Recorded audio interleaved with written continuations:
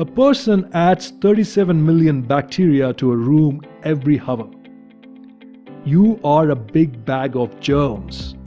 And just by walking into a room, you add 37 million bacteria to the air for every hour you remain there.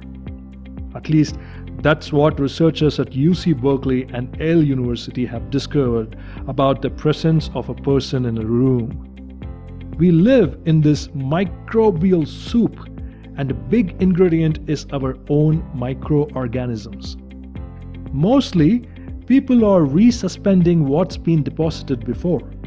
The floor dust turns out to be the major source of the bacteria that we breathe. To understand the impact a person can have on indoor air quality, the researchers monitored a university classroom for 8 days.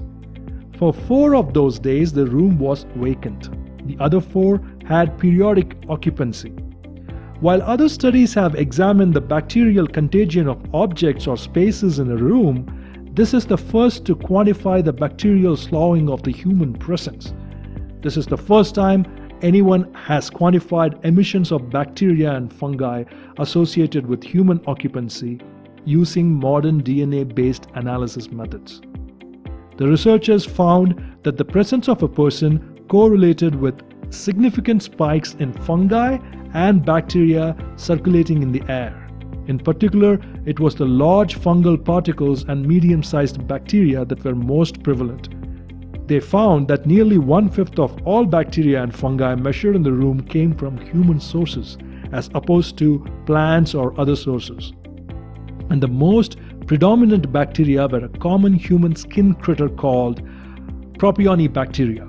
The researchers noted that carpeted rooms were the most infested. Whenever you share occupied indoor spaces with others, you are exposed to bacteria and fungi associated with other current and probably recent occupants.